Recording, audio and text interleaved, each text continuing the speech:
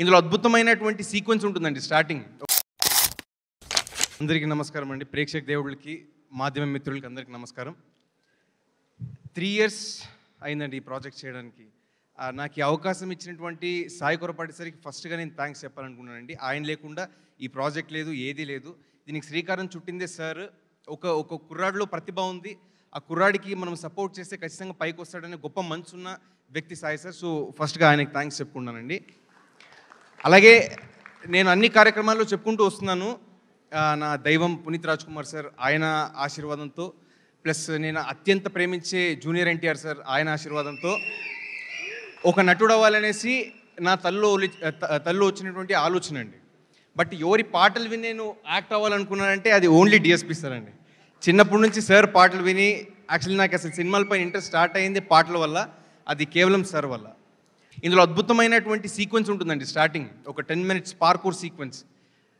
One of the most unique sequences, మీరు మన Indian సినిమాలో చూసినటువంటి one of the most unique sequences. 3 ఏళ్ల కష్టం సంగ్రహం అయ్యేసి 18th మా సినిమా రాబోతుంది. కష్టపడి నిష్ఠతో ఏదైనా చేస్తే తెలుగు ప్రేక్షకులు ఎప్పటికీ ఆదరిస్తారు, వాళ్ళని పైకి తీసుకొస్తారు. నా కోసం ఒకటే కాదు, నిర్దేశకుడు రాధాకృష్ణ కోసమైనా, ప్లస్ దీంట్లో కష్టపడినటువంటి జూనియర్స్ చాలామంది ఉన్నారు, కొత్త యాక్టర్స్ ఉన్నారు, వాళ్ళందరి కోసం మీరు వచ్చేసి ప్రోత్సాహాన్ని ఇవ్వాలి, సినిమాని విజయవంతం చేయాలని చెప్పేసి మనస్ఫూర్తి కోరుకుంటున్నాను. అలాగే నేను చాలా ఇష్టపడేటువంటి జూనియర్ ఎన్టీఆర్ సార్ని కూడా ఒకసారి తలుచుకుంటూ, జై NTR, thanks a lot. Director Radhakrishna Reddy గారు, బీ రెడీ ఫర్ హిమ్.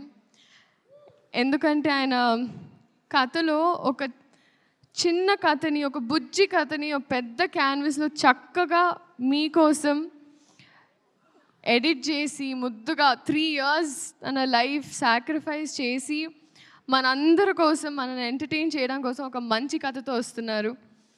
నాకు ఆ ట్యాగ్ వచ్చిందంటే అది మీ వల్లే. వైరల్ వయ్యారి మీరు వైరల్, నేను వయ్యారిని. మా సినిమా జూనియర్ ఇదే July 18th రిలీజ్ అవుతుంది. మా వైపు నుంచి ఒక మంచి కథ చెప్పే ప్రయత్నం మళ్ళీ. సో మీరందరూ థియేటర్కి వెళ్ళి సినిమాని చూడాలి అని కోరుకుంటూ థ్యాంక్ యూ సో మచ్.